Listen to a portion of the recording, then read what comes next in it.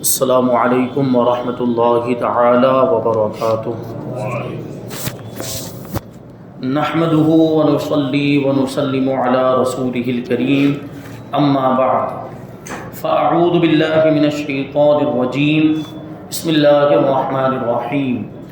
ان اللہ وملائکتہ یصلون علی النبی یا ایھا الذین آمنوا صلوا علیہ وسلموا تسلیما۔ اللہم صل علی سیدنا ومولانا محمد معدن الجود والکرم وآلہ الکرام وابنہ الکریم وبارک وسلم صلاۃ وسلاما علیک یا رسول اللہ صلی اللہ تعالی علیہ وسلم۔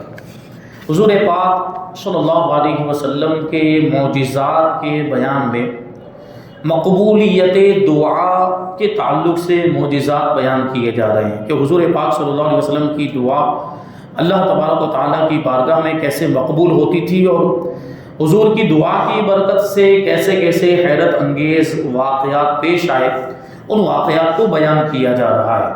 اسی میں سے ایک واقعہ ہے 70 برس کا جوان، اس کی طرف میں نے اشارہ کیا تھا کہ وہ ایک صحابی رسول تھے کہ حضور کی دعا کی برکت سے 70 سال کی عمر ہو جانے کے باوجود بھی وہ جوان نظر آتے تھے، بڑھاپے کے آثار ان پر ظاہر نہیں ہوئے تھے، بال بھی ان کے سفید نہیں ہوئے تھے، اور چہرے پر جھریاں وغیرہ بھی نمودار نہیں ہوئی تھی۔ وہ صحابی تھے حضرت ابو قتادہ رضی اللہ تعالیٰ عنہ۔ ان کے حق میں حضور صلی اللہ علیہ وسلم نے یہ دعا فرمائی تھی، افلح وجہک اللہم بارک لہ فی شعرہ و بشرہ، یعنی فلاح والا ہو جائے تیرا چہرہ، کامیابی والا ہو جائے تیرا چہرہ، یعنی تو کامیاب ہو جائے، یا اللہ اس کے بال اور اس کی کھال میں برکت دے۔ یہ حضور نے دعا فرمائی تھی حضرت ابو قتادہ کے لیے، ان کے بالوں کے بارے میں اور ان کی کھال کے بارے میں کہ اللہ تبارک و تعالیٰ ان دونوں چیزوں میں برکت عطا فرمائے۔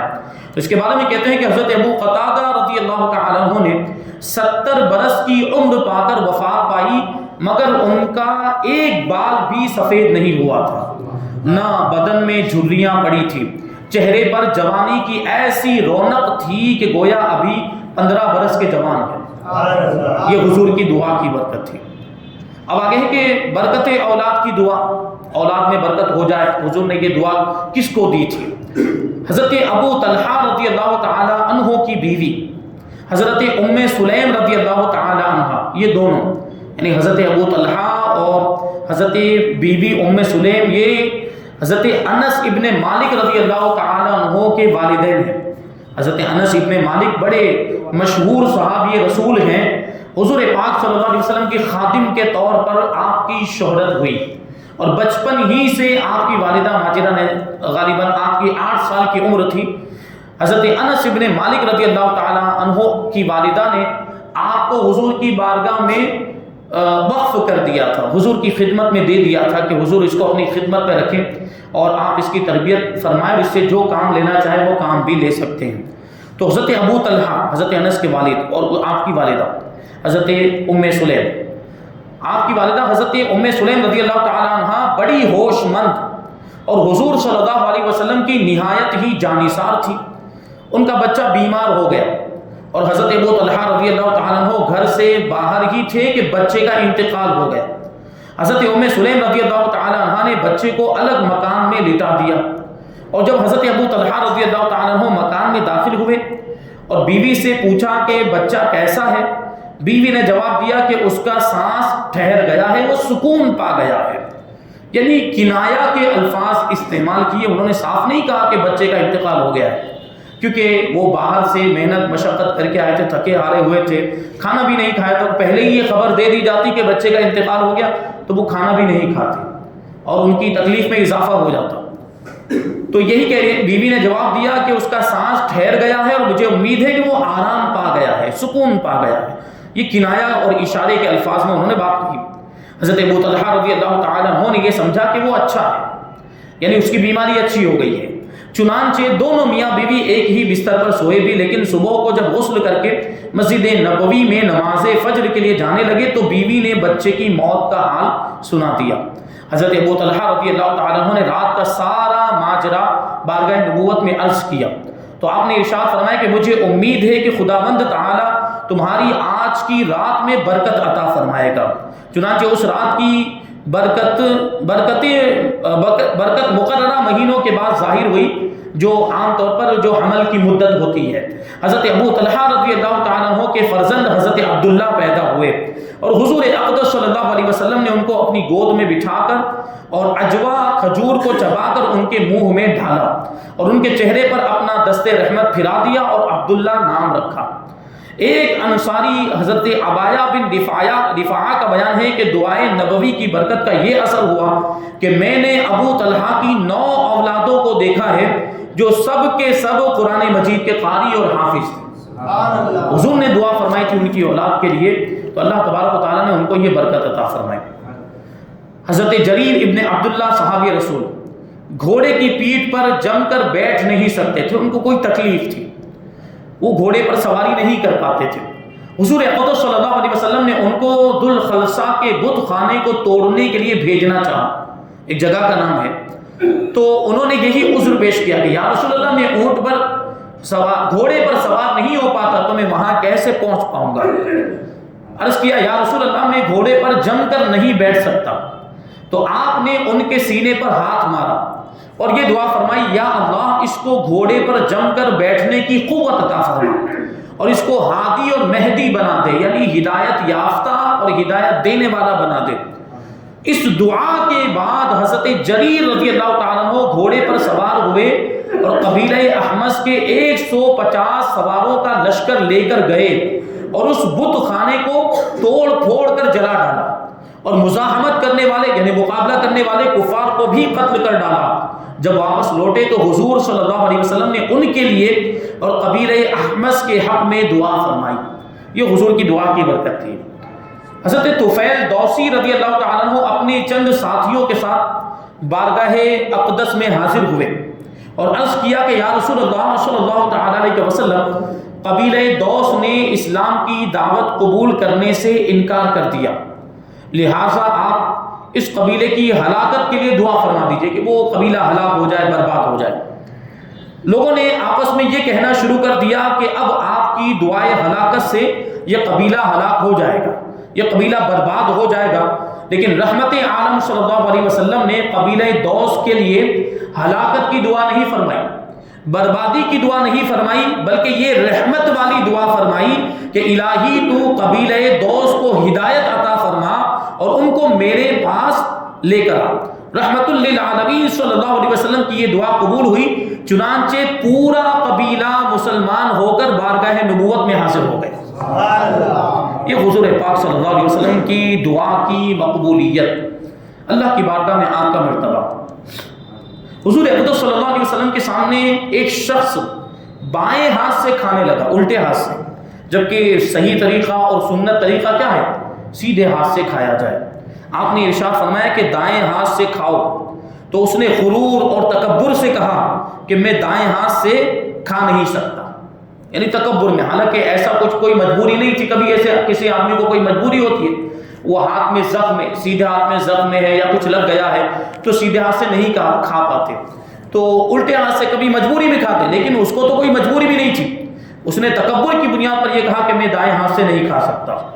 چونکہ اس مغرور نے گھمنڈ سے ایسا کہا تھا، اس لیے آپ نے فرمایا کہ خدا کرے کہ ایسا ہی ہو۔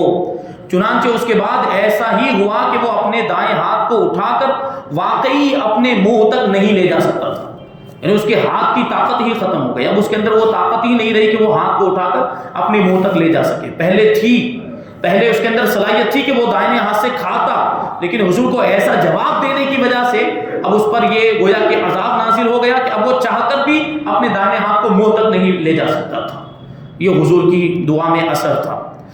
خدا کے حکم سے مردوں کو زندہ کر دینا یہ حضرت عیسیٰ علیہ السلام کا ایک بہت ہی مشہور معجزہ ہے، مگر چونکہ اللہ تبارک و تعالیٰ نے حضور رحمت عالم صلی اللہ علیہ وسلم کو تمام انبیاء علیہ السلام کے معجزات کا جامع بنایا ہے، یعنی جو معجزات انبیاء کرام کو الگ الگ عطا کیے گئے وہ سارے معجزات حضور کو ایک ساتھ میں عطا کر دیے گئے، اور حضور کی ذات میں سارے معجزات کو جمع کر دیا گیا. اس لیے آپ کو بھی اس معجزے کے ساتھ سرفراز فرمایا ہے، یعنی مردوں کو زندہ کرنے کا معجزہ اللہ نے حضور کو بھی عطا فرمایا. چنانچہ اس قسم کے چند معجزات احادیث اور سیرت نبویہ کی کتابوں میں مذکور ہیں، مردوں کو زندہ کرنے سے تعلق رکھنے والے معجزات. آگے ایسا ایک معجزہ بیان کرتے ہیں. روایت ہے کہ حضور صلی اللہ علیہ وسلم نے ایک شخص کو اسلام کی دعوت دی تو اس نے کہا کہ میں اس وقت تک آپ پر ایمان نہیں لا سکتا جب تک کہ میری مردہ بچی زندہ نہ ہو جائے. اس کی بچی کا انتقال ہو گیا ہوگا، اس کی لڑکی کا انتقال، اور انتقال ہونے کے بعد اس کو قبر میں دفن، کئی دن گزر گئے تھے، قبر میں دفن بھی کر دیا گیا تھا.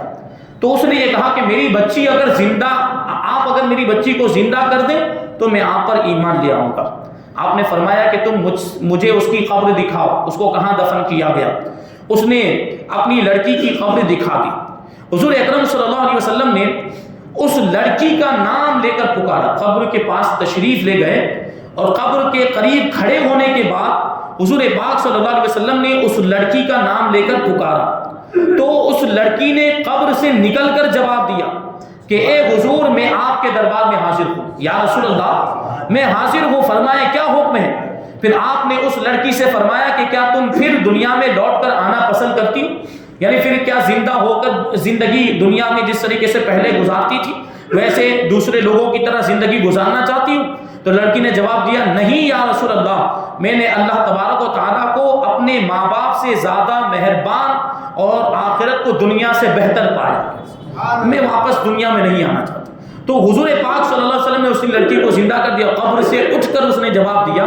تو یہ جو شخص تھا لڑکی کا باپ، یہ منظر دیکھنے کے بعد کلمہ پڑھ کے مسلمان ہو گئے.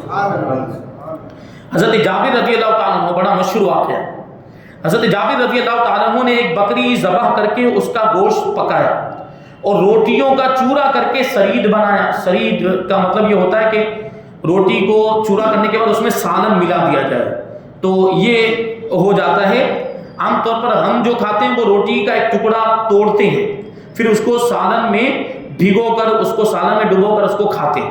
لیکن ایک طریقہ یہ ہوا کہ روٹی کو چورا کر دیا جائے، پھر اس میں سالن ڈال دیا جائے اور اس کو اچھی طرح سے مکس کر دیا جائے. اس کو سرید کہا جاتا ہے. یہ کھانا سنت ہے، اس انداز میں کھانا کھانا سنت ہے. تو حضرت جابر کو معلوم تھا تو انہوں نے روٹیوں کا چورا کر دیا، اس کا سرید بنا دیا، یعنی وہ گوشت کا جو سالن بنایا تھا اس کو اس میں روٹیوں میں ملا دیا اور اس کو بارگاہ نبوت میں لے کر حاضر ہوئے.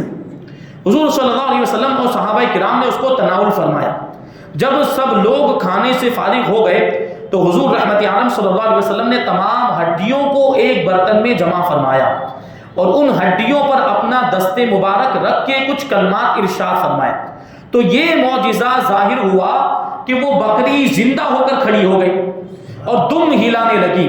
پھر آپ نے فرمایا کہ اے جابر تم اپنی بکری اپنے گھر لے جاؤ. چنانچہ حضرت جابر رضی اللہ تعالیٰ عنہ جب اس بکری کو لے کر مکان میں داخل ہوئے تو ان کی بیوی نے حیران ہو کر پوچھا کہ یہ بکری کہاں سے آ گئی، اس کو تو ہم نے ذبح کر دیا تھا، اس کے گوشت کا تو میں نے سالن بنا کر ہم نے حضور کی بارگاہ میں بھیج دیا تھا، یہ بکری واپس کہاں سے آ گئی. حضرت جابر رضی اللہ تعالیٰ عنہ نے کہا کہ ہم نے اپنی اس بکری کو رسول اللہ صلی اللہ علیہ وسلم کے لیے ذبح کیا تھا، انہوں نے اللہ تبارک و تعالیٰ سے دعا مانگی تو اللہ تبارک و تعالیٰ نے اس بکری کو زندہ فرما دیا. یہ سن کر ان کی بیوی نے بلند آواز سے کلمہ شہادت پڑھا. اس حدیث کو جلیل القدر محدث حضرت ابو نعیم نے روایت کیا ہے اور مشہور حافظ الحدیث محمد بن منذر نے بھی کتاب العجائب والغرائب میں اس حدیث کو نقل فرمایا. تو یہاں پر وہ مقبولیت دعا کے معجزات اور مردوں کو زندہ کرنے کے معجزات کا بیان مکمل ہوا. یہاں سے عالم جنات کے معجزات کو بیان کیا جا رہا ہے، جنات سے تعلق رکھنے والے معجزات. اس میں سے دیکھیں جتنا وقت میں گنجائش ہو ہم شامل کرتے ہیں واقعہ. کہ پہلا جو واقعہ ہے کہ جن نے اسلام کی ترغیب دلائی. یہ کیسا واقعہ؟ کہتے ہیں کہ حضرت ثواب بن قارب رضی اللہ تعالی عنہ کا بیان ہے کہ ایک جن میرا تابع ہو گیا تھا. جنات انسانوں کے تابع ہو جاتے ہیں، نہیں موکل آپ لوگ سنتے ہیں، تو وہ کبھی اس کا کوئی عمل بھی ہوتا ہے، وہ جنات کبھی انسان کے تابع ہو جاتے ہیں، انسان کا حکم مانتے ہیں، انسان پھر جیسا حکم دیتا ہے. تو بہرحال کبھی تو کچھ انسان صحیح مقصد کے لیے یہ کام کرتے ہیں اور کبھی غلط مقصد کے لیے جنات کو تابع بناتے ہیں اور ان سے وہ غلط کام کرواتے ہیں، ناجائز کام کرواتے، چوریاں بھی کرواتے ہیں. جنات سے چوریاں کرواتے، فلاں جگہ سے پیسے اٹھا کر لاؤ، اور وہ لا کر دیتا بھی ہے۔ تو بہرحال یہ جنات کو اگر صحیح مقصد کے لیے تابع کیا ہے تو وہ درست ہے، لیکن غلط مقصد کے لیے تابع کیا ہے تو ناجائز کام وہ ہر موقع پر ناجائز ہی رہے گا، وہ جائز نہیں ہو سکتا۔ تو بہرحال حضرت ثواب بن قارب کہتے ہیں کہ ایک جنات میرا تابع ہو گیا تھا، وہ آئندہ کی خبریں مجھے دیا کرتا تھا۔ جنات کے پاس ایسی طاقت ہوتی ہے، اور میں لوگوں کو وہ خبریں بتا کر نذرانے وصول کیا کرتا تھا، لوگوں کو میں آنے والے واقعات کی، ایسا ہونے والا ہے، ایسا ہوگا مستقبل میں، فیوچر میں، اور لوگوں سے اس کے بدلے میں پیسے وصول کیا کرتا تھا۔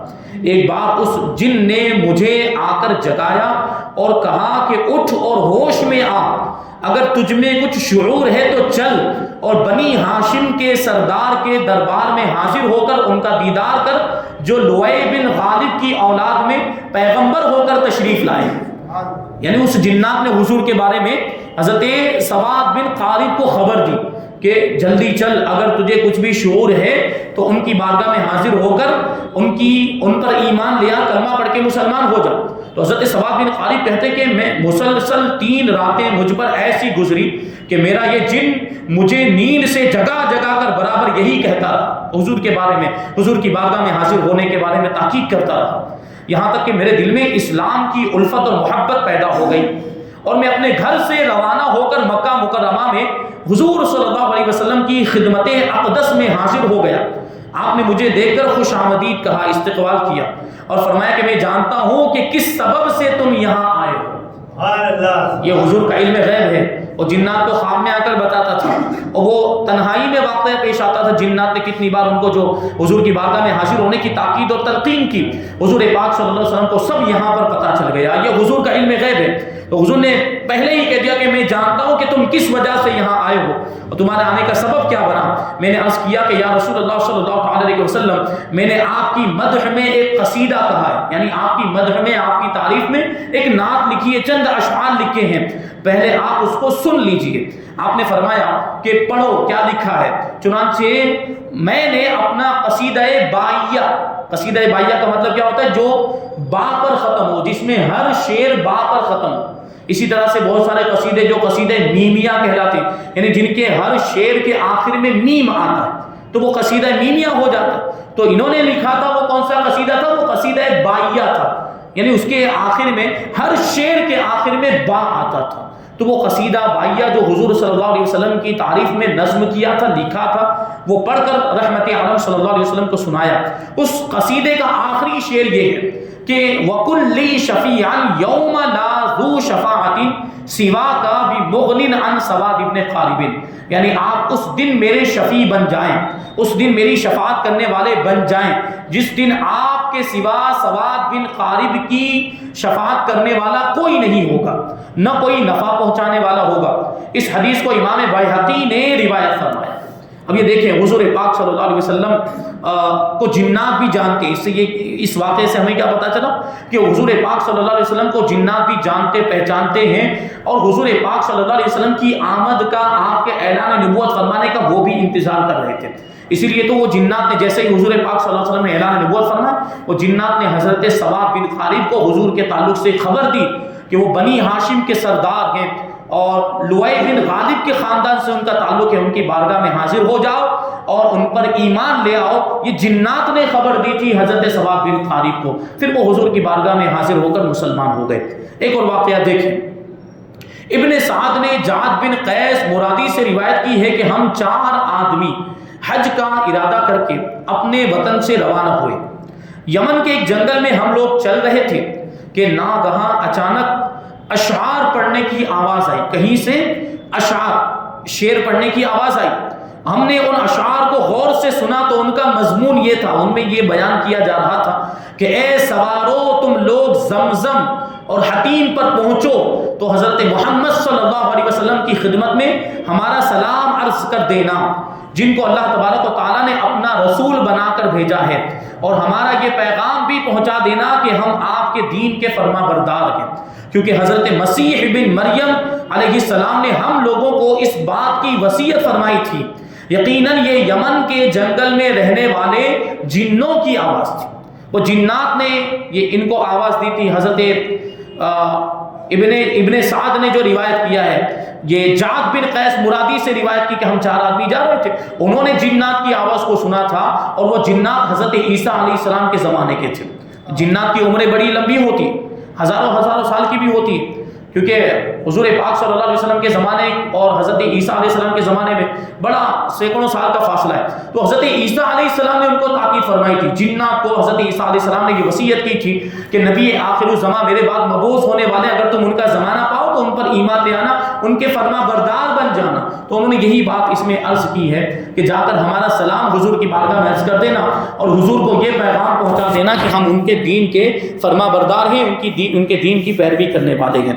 تو یہ جنات کے واقعات ابھی آگے بھی ہے، وہ سانپ کی شکل میں جنات آیا، یہ ایک واقعہ اور لے لیتے ہیں، شامل کر لیتے ہیں، یہ بیان یہاں پہ ختم ہو جاتا ہے۔ خطیب حضرت جابر بن عبداللہ رضی اللہ تعالیٰ عنہ سے راوی ہے کہ ہم لوگ ایک سفر میں رسول اللہ صلی اللہ علیہ وسلم کے ساتھ تھے، آپ ایک کھجور کے درخت کے نیچے تشریف فرما تھے کہ بالکل اچانک ایک بہت بڑے کالے سانپ نے آپ کی طرف رخ کیا، لوگوں نے اس کو مار ڈالنے کا ارادہ کیا، لیکن آپ نے فرمایا کہ اس کو میرے پاس آنے دو۔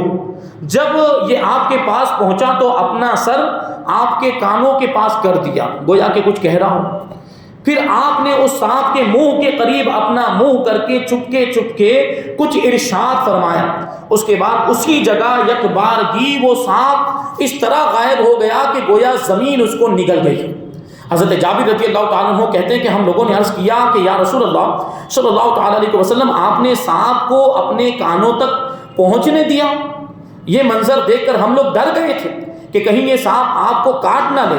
آپ نے فرمایا کہ وہ سانپ نہیں تھا، بلکہ وہ جنوں کی جماعت کا بھیجا ہوا ایک جن تھا، فلاں سورے میں کچھ آیتیں بھول گیا تھا، فلاں سورت کی کچھ قرآن مجید نازل ہو رہا تھا، تو جس طرح انسان قرآن کو یاد کرتے تھے جنات بھی یاد کرتے تھے، تو وہ فلاں سورت کی کچھ آیتیں وہ بھول گیا تھا، ان آیتوں کو پوچھنے کے لیے جنات نے اس کو میرے پاس بھیجا تھا، جنات کی جماعت نے اس کو میرے پاس بھیجا تھا کہ یہ آیت ہم بھول گئے، جا کر حضور سے پوچھ کر آؤ۔ تو اس نے میرے کان میں آ کر وہی بات کہی تھی، اور میں نے اس کو پھر وہ سورت کی آیتیں، جو آیتیں وہ بھول گیا تھا، وہ آیتیں میں نے اس کو بتا دی، اور وہ ان کو یاد کرتا ہوا چلا گیا۔